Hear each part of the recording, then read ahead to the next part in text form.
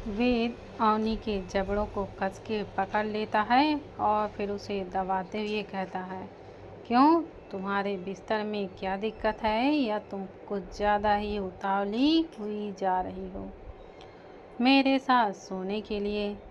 जैसी ही वेद की कड़कती आवाज़ अवनी के कानों में पड़ती है, उसका सारा नींद छूमंतर हो जाती है।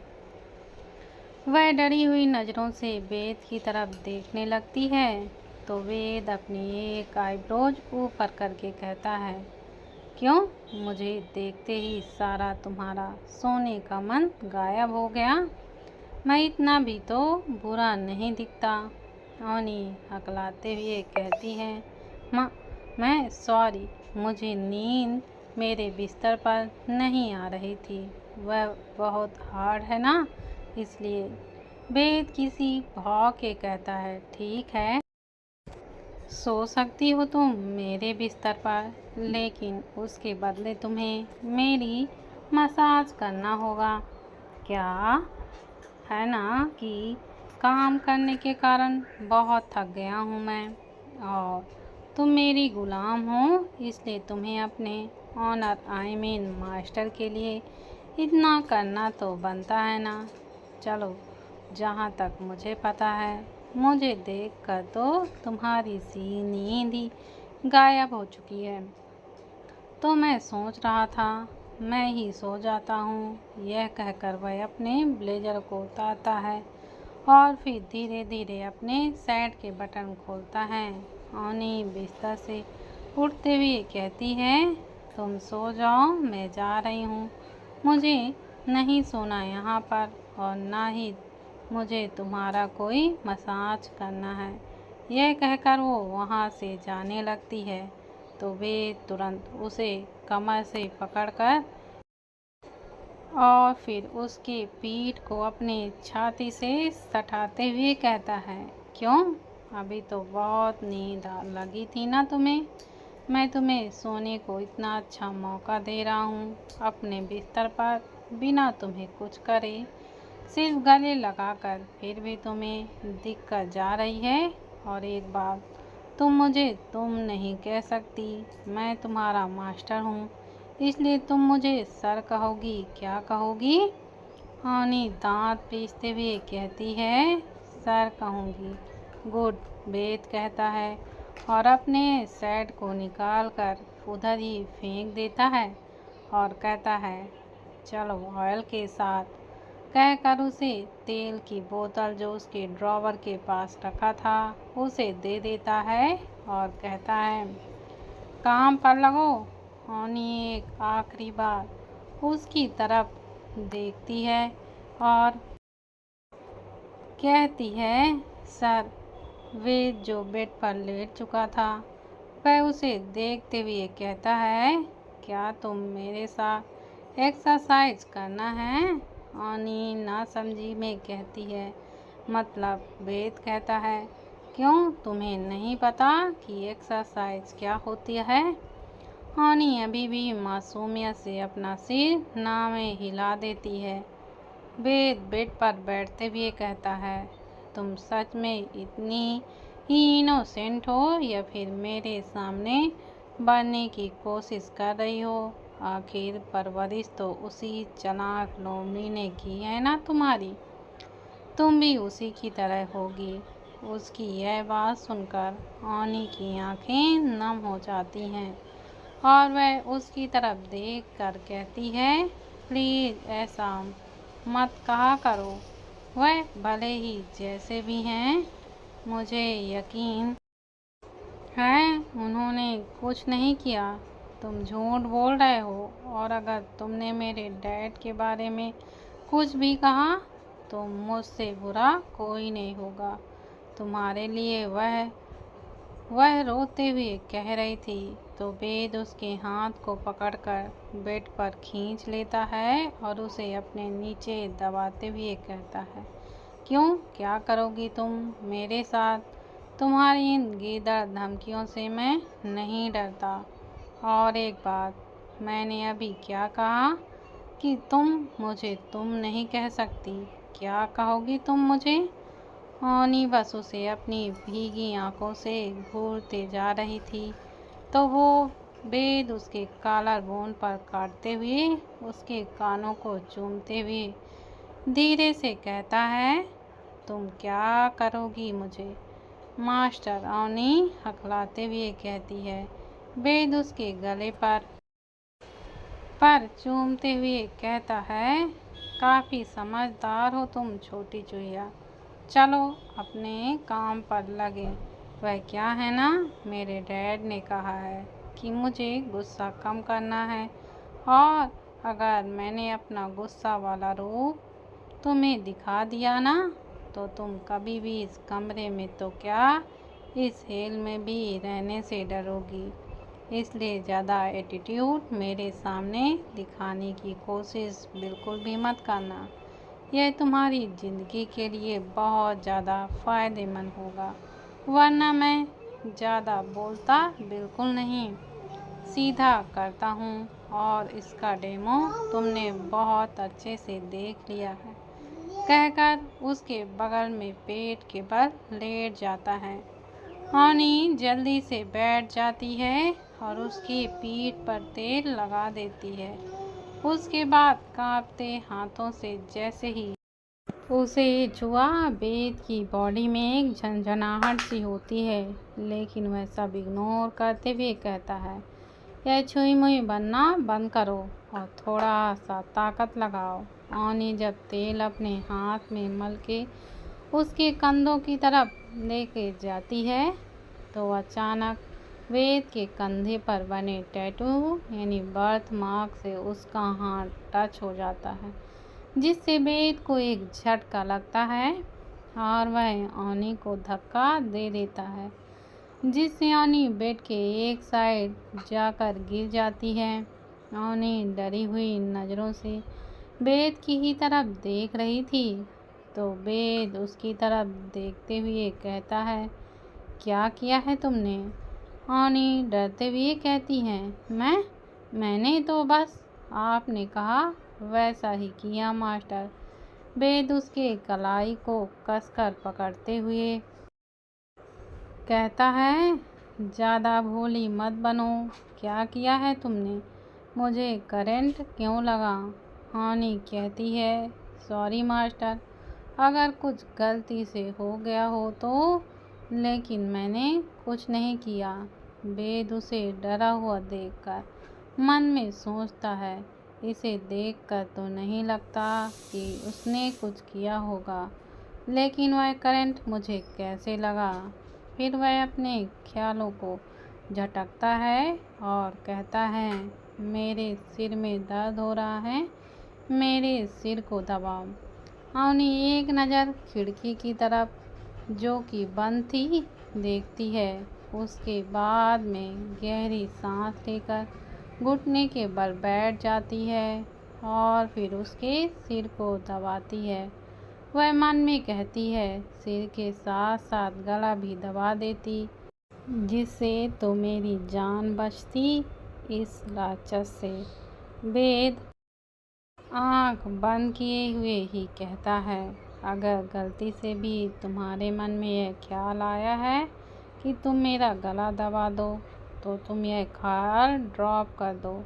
ओनी अपने मन की बात को वेद के मुंह से सुनकर चौंक जाती है और जल्दी से कहती है, नो सर, मैं ऐसा क्यों सोचूंगी।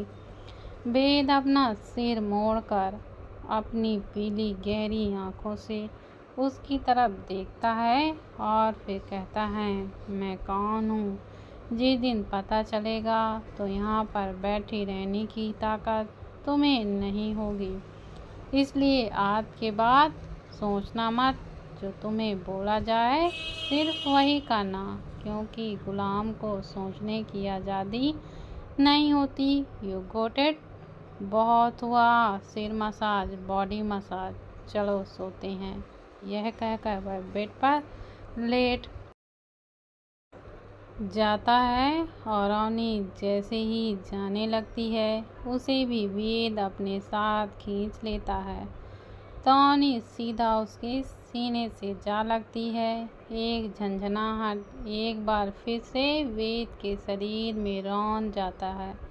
वह अपनी आंखें कस के बंद करता है और फिर अपने टेबल के पास जल रहे मोमबत्ती को फूंक मारकर बुझा देता है और ब्लैंकेट को अपने पैर से ऊपर लाते हुए ऑनी को भी कस के गले लगाकर फिर आंखों को बंद कर लेता है।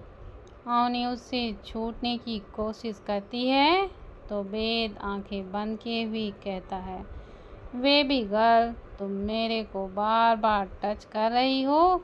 अगर कंट्रोल से बाहर हुआ तो मैं तुम्हारे साथ वह सब करने से पहले एक बार भी नहीं सोचूंगा। इसलिए हिलना बंद करो और चुपचाप सो जाओ, वरना कल से तुम नहीं बचोगी।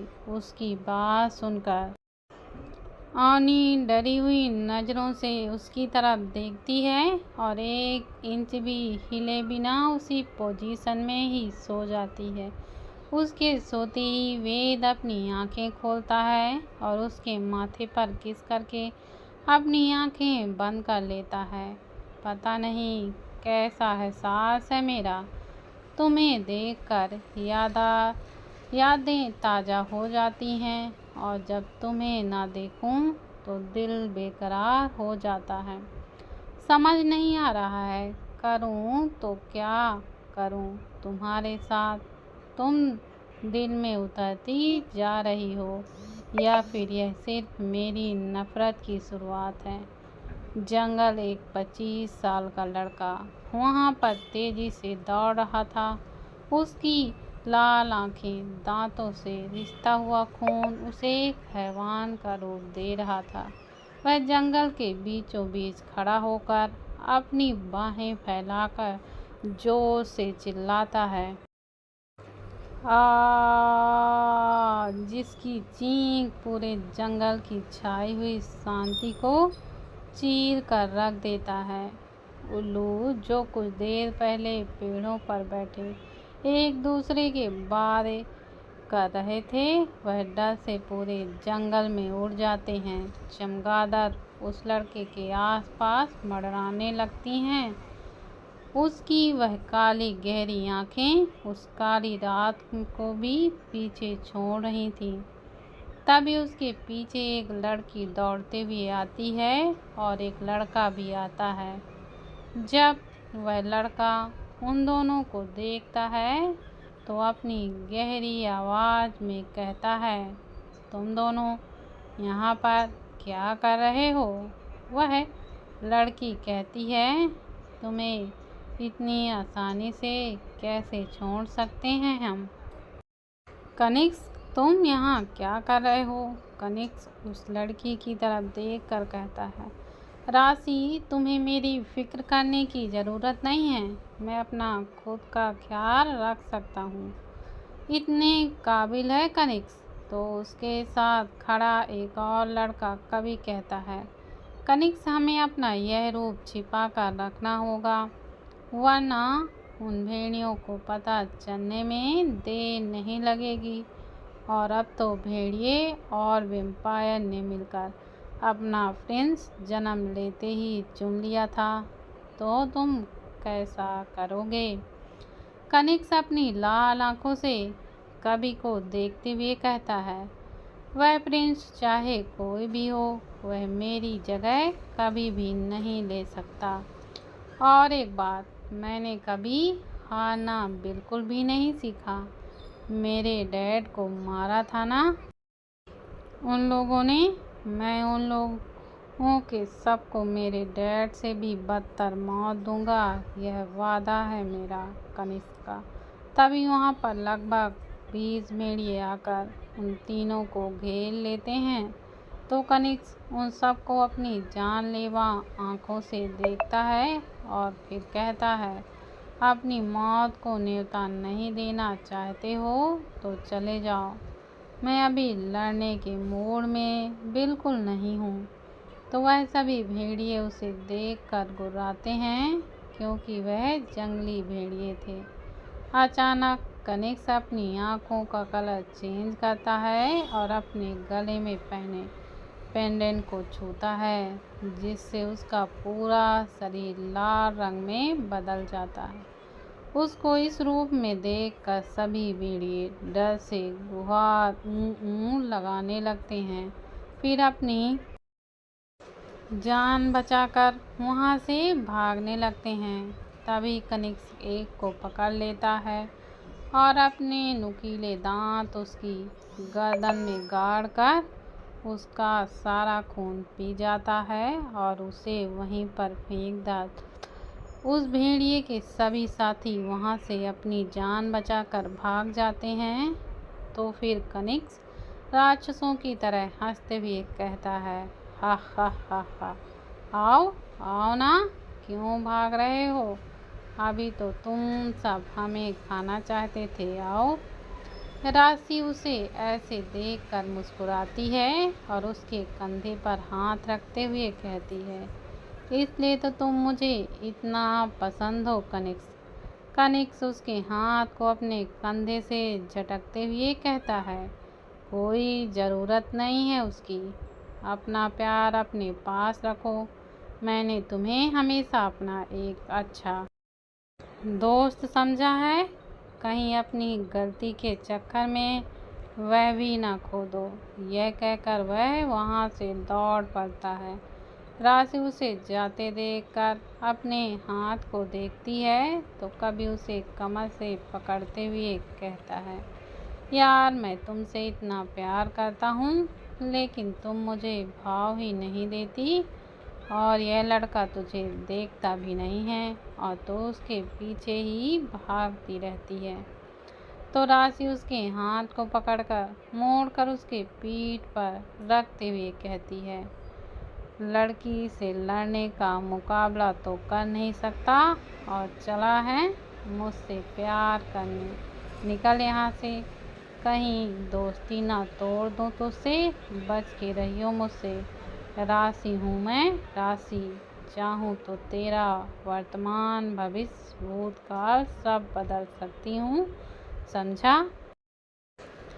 यह कहकर वह भी कनिष्क जिस तरफ गया था उधर चली जाती है। उसे जाता हुआ देख कभी कहता है, एक दिन अगर तुझे अपने बिस्तर तक ना लाकर पटका और अपने बच्चों की माँ नहीं बनाया तो मेरा नाम भी कभी नहीं। अगली सुबह आने की जब नींद खुलती है तो वह देखती है कि उसका हाथ किसी मुलायम चीज़ पर है। वह आंखें बंद किए हुए उसे सहलाने लगती है। तभी उसके चेहरे पर गर्म सांसों की आहट महसूस होती है। वो आंखें खोलकर देखती है तो वो मुलायम चीज़ वेद का सीना था। वह तुरंत उठकर बैठ जाती है तो देखती है वेद उसे अपनी पीली गहरी आंखों से लगातार घूरे ही जा रहा था। वेद उसे देखते हुए बिना किसी भाव से कहता है, क्या तुम मेरे साथ कुछ करना चाहती हो? अगर तुम मेरे साथ इंटीमेट होना चाहती हो तो बता दो। इस तरह मुझे उतावला मत करो। वह क्या है ना, मैं कोई ब्रह्मचारी नहीं हूँ। मेरा मुझे कंट्रोल करने से मना करता है और अगर मैंने ज़्यादा कंट्रोल करूँ तो मुझे दर्द होता है, जो कि मुझे पसंद नहीं। और तुम लगातार मेरे सीने पर हाथ क्यों चला रही थी? क्या तुम इतना अच्छा सपना देख रही थी? मुझे भी बताओ, तुम ऐसा क्या देख रही थी सपने में? क्या पता मैं भी खुश हो जाऊं। ओनी उसकी बेशर्मी से भरी बातों को सुनकर अपना सर नीचे की ओर कर लेती है। उसका पूरा चेहरा कान सब लाल हो गया था। वह अपना सिर ऊपर करके उसकी तरफ देखती है और कहती है, तुम अपनी जुबान बंद करके रखो। क्या अनाप शनाप बोले जा रहे हो? मैंने कब कहा? यह सब मुझे मन है, वह मैं नींद में थी ना, इसलिए हुआ है।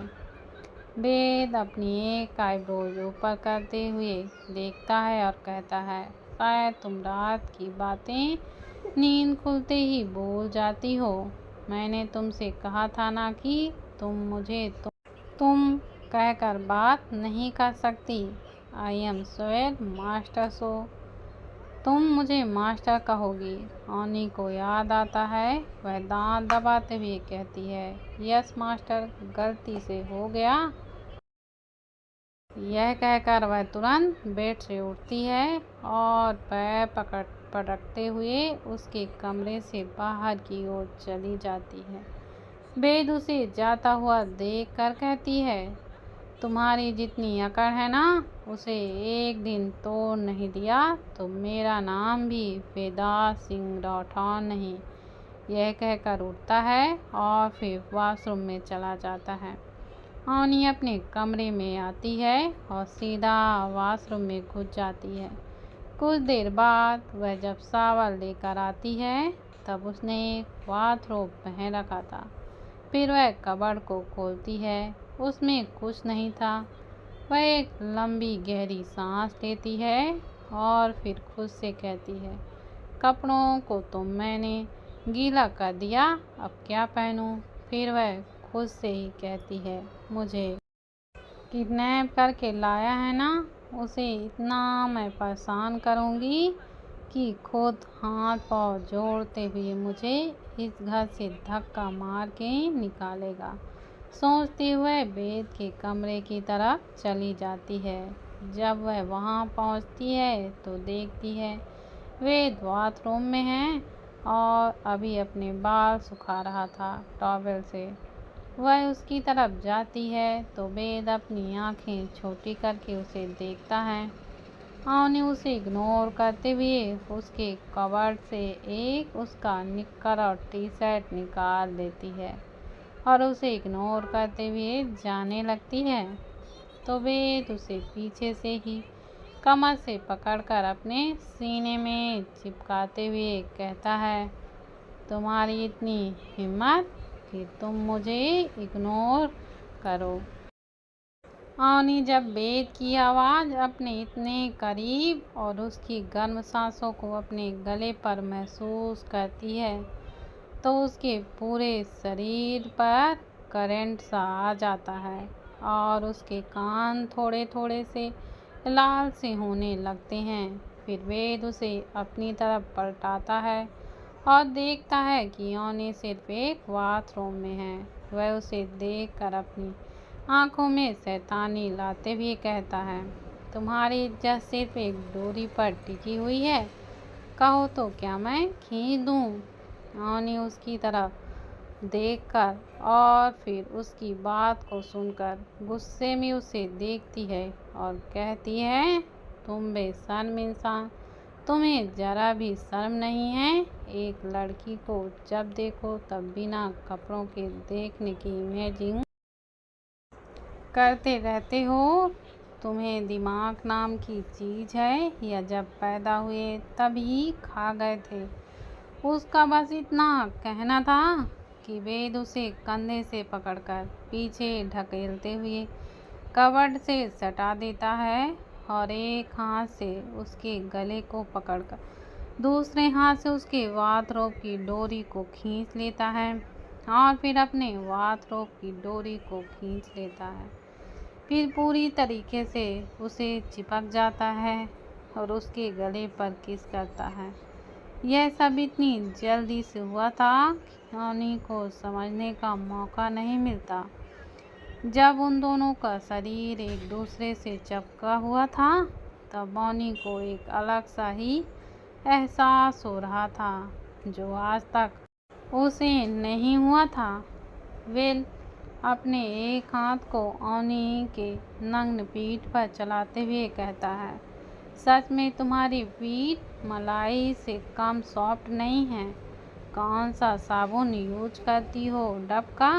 कहते हुए वह उसके कूल्हे को कस के दबाता जिससे ऑनी की आह निकल जाती है और वह उसे जल्दी से खुद से धक्का दे अपने बाथरोब की रस्सी को बांधती है और उसके टी शर्ट और कपड़े को लेकर तुरंत वहाँ से भाग जाती है। वेद उसे जाता हुआ देखकर कहता है, आइंदा से मुझसे पंगा मत लेना, क्योंकि मैं परेशान भी उन्हें ही करता हूँ जो मुझसे पंगा लेता है, वरना मैं बिना मतलब का किसी को नुकसान नहीं पहुँचाता। और जहाँ तक बात है तुम्हारी बॉडी की, वह सिर्फ मेरी है। यह कहकर वह एक black shirt, black coat, black pant निकाल कर सोफे पर रख देता है। फिर कुछ देर बाद रेडी होकर डाइनिंग एरिया में आता है तो देखता है वहाँ पर सैंडविच और मैंगो जूस रखा हुआ था। वह उसे देखकर कहता है, ये किसने बनाया? किचन से आती हुई ऑनी कहती है, मैंने बनाया है। आफ्टर ऑल मैं आपकी गुलाम हूँ तो यह सब करना तो बनता है। आप ताने मारो, उससे अच्छा ही है कि मैं ये काम पहले ही कर लूँ मास्टर। वेद बिना एक्सप्रेशन के उसकी ओर देखता है और डाइनिंग टेबल पर बैठ जाता है। फिर उसकी तरफ देखकर कहता है, मेरी कॉफ़ी। ऑनी किचन में जाती है और उसकी कॉफ़ी उसे दे देती है। वेद उसे देखता है और कॉफ़ी का एक सिप जैसे ही लेता है उसके मुंह से सारा निकल जाता है और वह गुस्से से ऑनी की तरफ देखता है तो अपना पैर हिलाते हुए खड़ी उसी की ओर देख रही थी। तो वे चिल्लाते हुए कहता है, what the hell is this? तुम्हें पता भी है मैं ब्लैक कॉफ़ी पीता हूँ, शुगर फ्री। ऑनी अपना सिर नीचे की ओर झुका लेती है और फिर मासूमियत से कहती है, मुझे नहीं पता था मास्टर, कोई नहीं बताया, इसलिए मैं सोच रही थी कि आप इतना कड़वा कैसे बोल लेते हैं। ज़रूर इस ब्लैक कॉफ़ी के कारण ही है। प्लीज़ आप मीठा पिज़्ज़ा कीजिए ताकि आपकी ज़ुबान भी थोड़ा मीठा हो सके। उसके टोन को सुनकर वेद गुस्से से कांपने लगता है और अपनी चेयर से उठकर उसके पास जाता है और फिर उसे कमर से पकड़कर उसके होंठों पर अपने होंठ रख देता है। ऑनी उसके सीने पर मारते हुए उसे धक्का देने की कोशिश करती है, लेकिन वेद उससे दूर नहीं होता। जब वेद को एहसास होता है कि ऑनी को सांस लेने में दिक्कत हो रही है, तब जाकर कहीं वह उसे छोड़ देता है। ऑनी अपनी लाल आंखों से उसे देखती है। उसके होंठ सूज चुके थे क्योंकि वेद बार बार उसके होंठों को काट रहा था। इस बार ऑनी गुस्से से कांपते हुए कहती है, हाउ डे यू?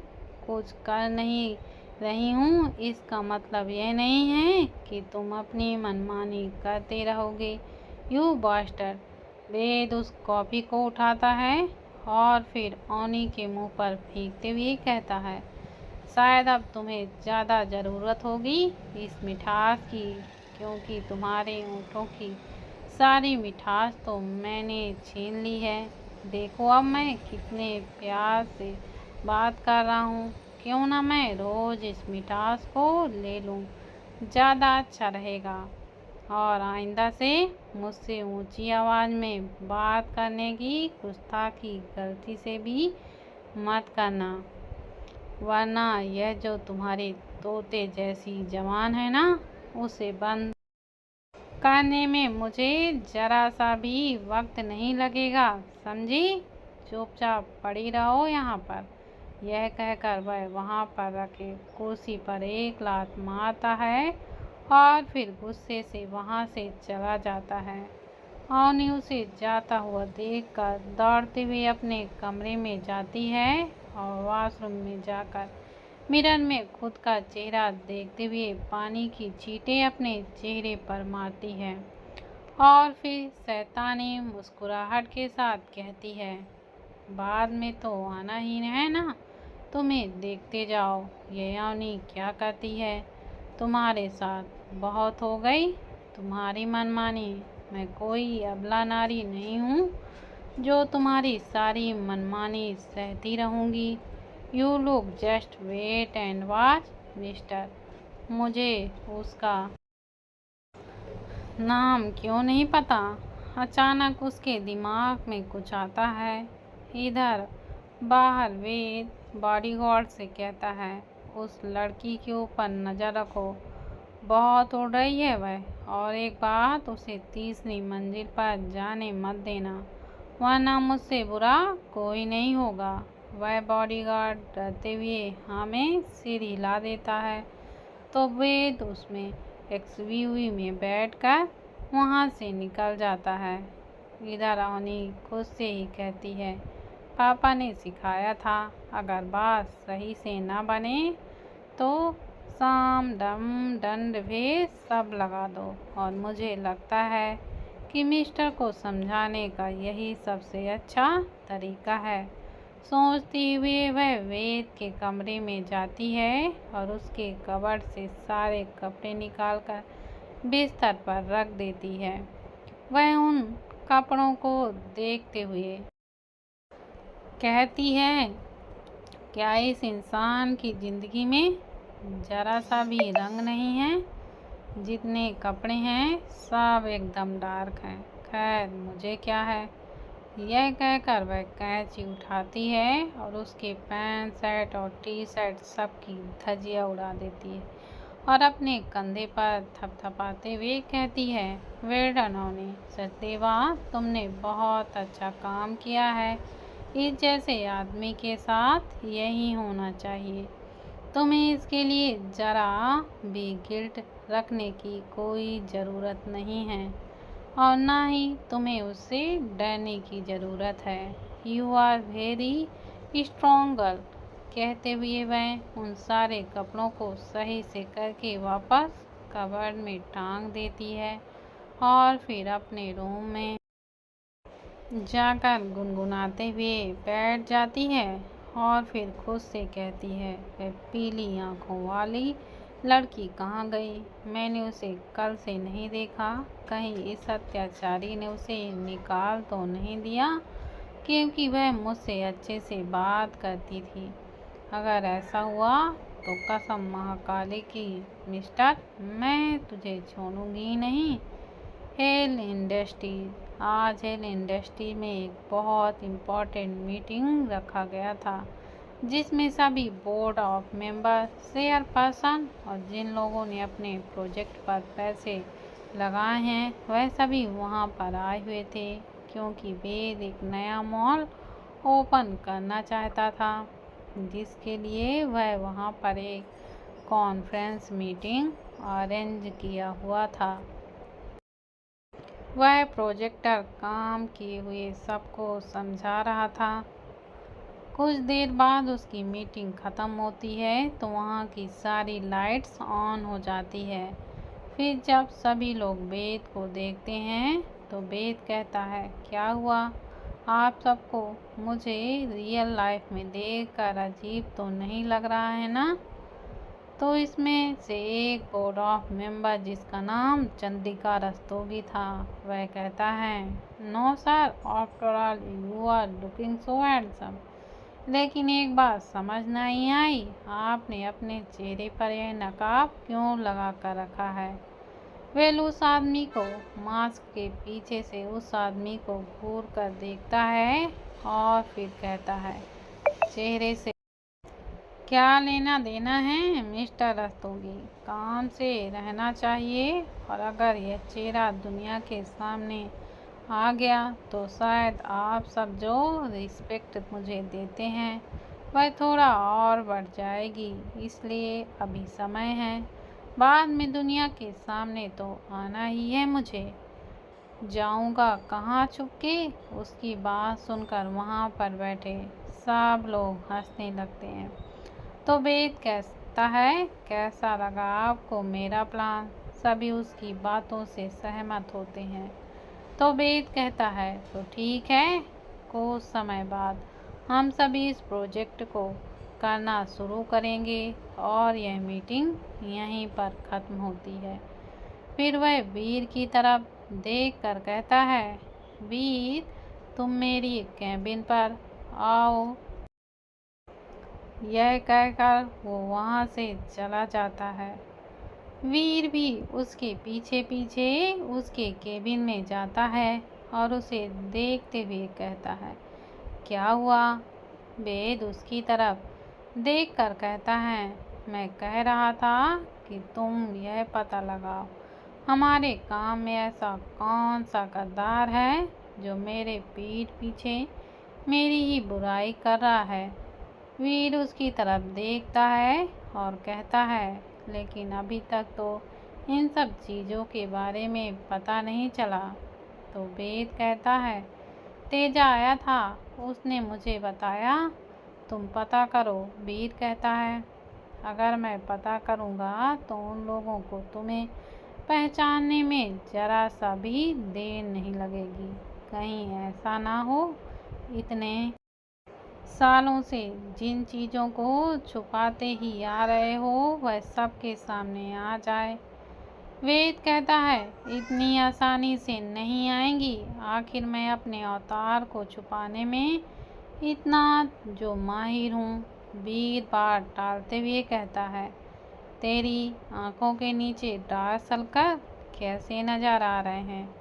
वेद उसे घूरते हुए कहता है और फिर उसे देखता है, अपने काम से काम रखो, मुझसे नहीं। वीर उसे देखकर शरारती अंदाज में कहता है, कहीं ऐसा तो नहीं कि तुझे कोई जगाने वाली आ गई हो? वैसी तेरी उस नरक में जाएगा कौन? वे सपाट लहजे में कहता है, औनी सचदेवा। वीर अपनी आंखें बड़ी करके उसे देखता है और कहता है, क्या तूने उसे उठा लिया उसे? हाँ, और 3 दिन हो गए हैं वह मेरे साथ ही है। जिस दिन से हम लोग दिल्ली आए हैं तब से मेरे साथ है। मैं उसके बाप की सारी अकड़ और घमंड उसके जरिए तोड़ना चाहता हूँ। वह जिंदगी भर मेरे साथ घुट घुट कर मरेगी। वीर कहता है और उसकी तरफ देखता है, बट एक बात सोच ले यार, उसकी उसमें कोई गलती नहीं है। जो कुछ किया उसके बाप ने किया। वेद कहता है, बिल्कुल सही कहा, जो कुछ किया था उसके बाप ने ही किया था, और जो कुछ भी हुआ था वह मेरे भाई और तेरी बहन के साथ हुआ था। तो मुझे तो फर्क नहीं पड़ना चाहिए ना?